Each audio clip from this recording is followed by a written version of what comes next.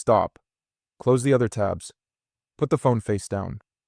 What I'm about to say is not a forecast and not an analysis. It is an excerpt from a protocol that was never meant to leave one floor in London.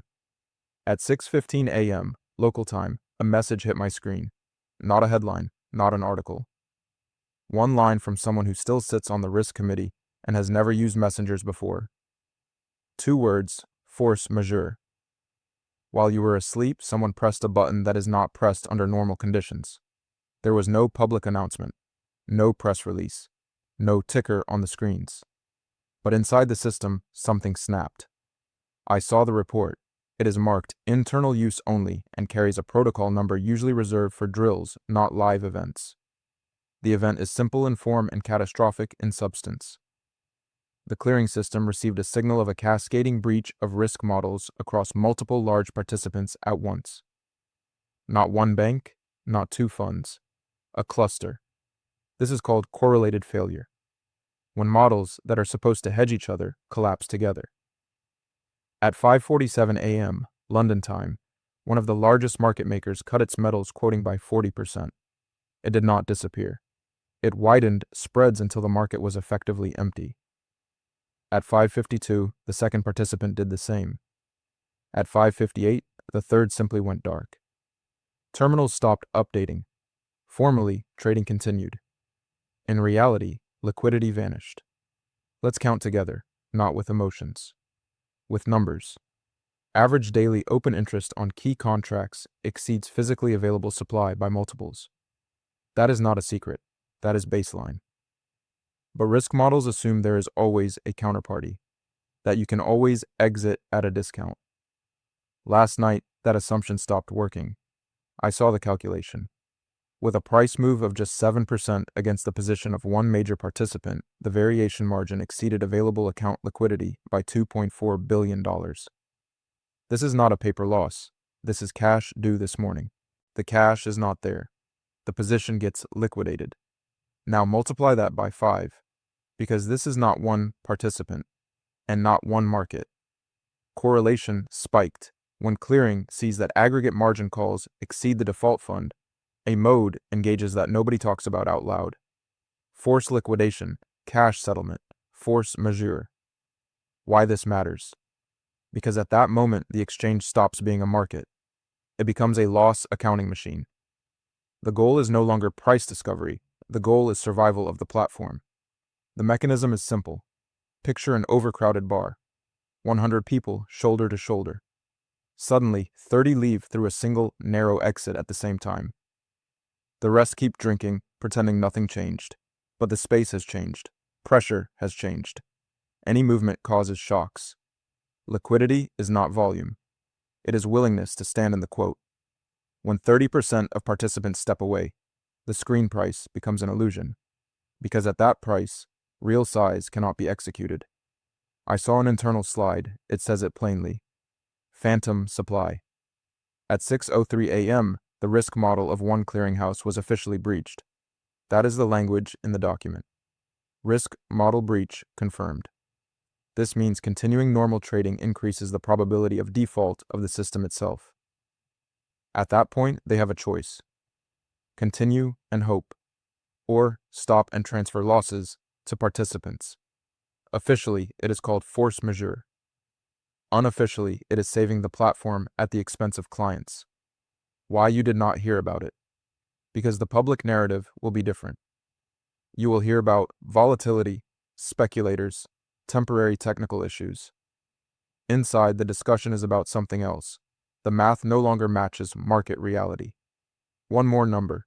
The default fund designed to absorb the failure of the largest participant is calibrated to historical scenarios. Past crises. Last night, the distribution shifted. Tail risk moved to the center. An event modeled as once in 1,000 years arrived overnight. My sources on the trading floor said the same thing. Quotes are there. Trades are not. Requests for physical delivery are rising.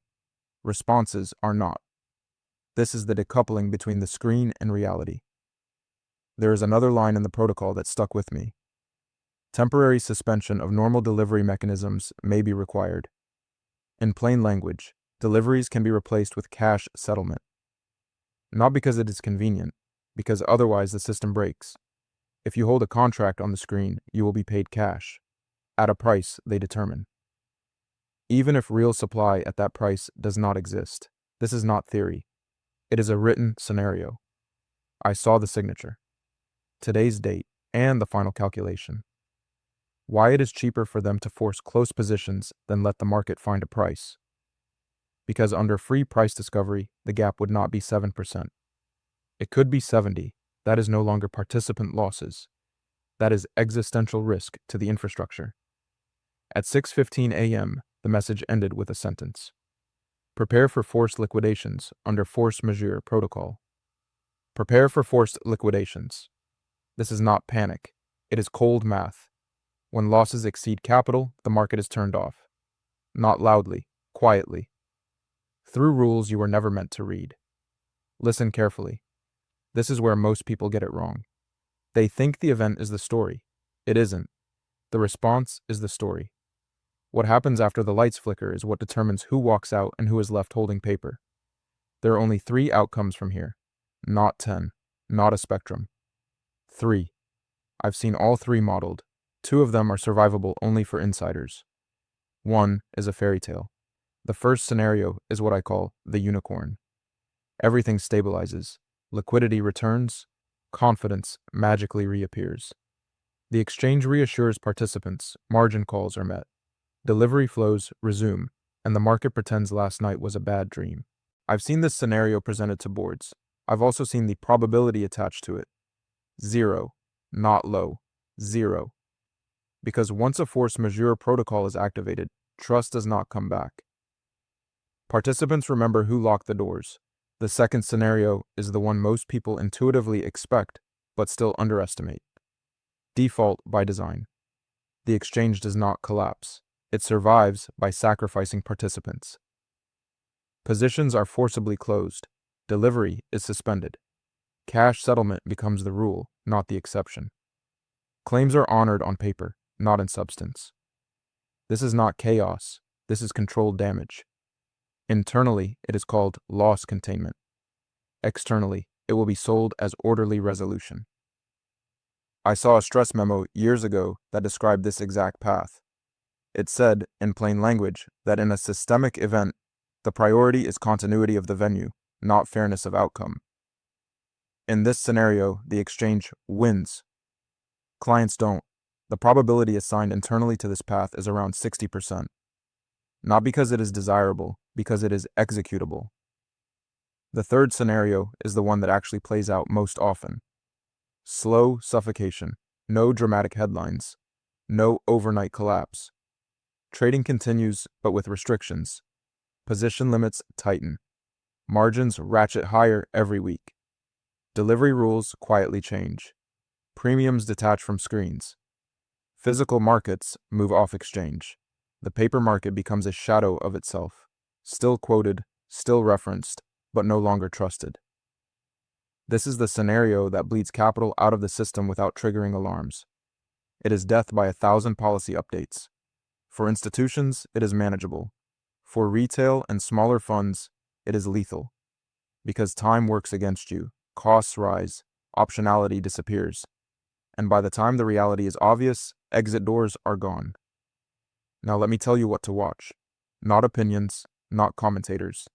Indicators that sit beneath the headlines. First, inventory levels, not reported inventory. Eligible versus registered. Especially sudden reclassifications. When metal moves from registered to eligible, that is not supply. That is metal stepping away from delivery obligation. I saw an internal chart once that called this inventory camouflage. When registered stocks drain while total stocks look stable, something is wrong. Second, premiums to spot in the physical market. Not futures spreads, not ETFs, real bars, coins, large wholesale transactions. When premiums rise while screen prices stagnate, the decoupling has begun. That spread is the market telling you it no longer believes the quote. Third, settlement language. Read the updates nobody reads. Rule clarifications. Temporary measures that get extended. Any appearance of phrases like alternative settlement, exceptional circumstances, or temporary suspension should be treated as permanent. In my experience, nothing is more permanent than a temporary rule introduced during stress. Fourth, counterparty failures that are framed as unrelated. A fund here, a broker there. When failures appear uncorrelated on the surface, but share the same clearing exposure underneath, that is a map of where pressure is concentrating. Now, strategy. This is where people panic and make mistakes. Panic is expensive. Preparation is not. First principle. Paper is not ownership. It is a claim. Claims are only as good as the system honoring them. Under force majeure, claims are redefined. If you do not control the asset outside the system, you do not control the outcome. Second principle.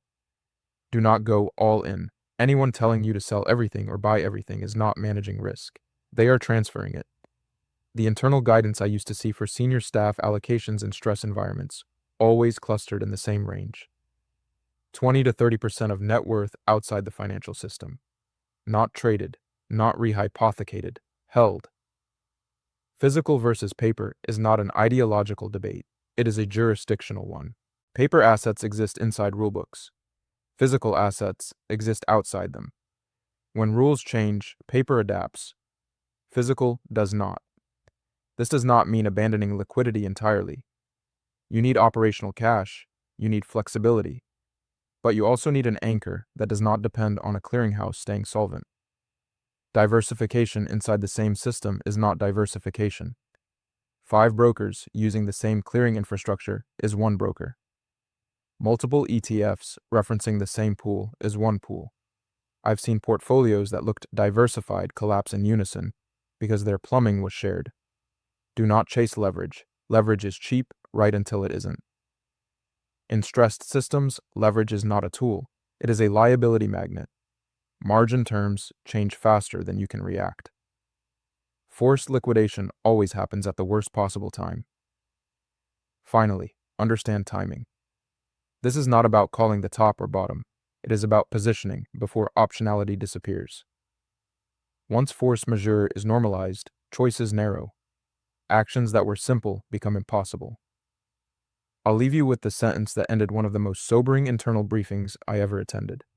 Better to be early by a year than late by a minute, because when the minute arrives, the decision is no longer yours.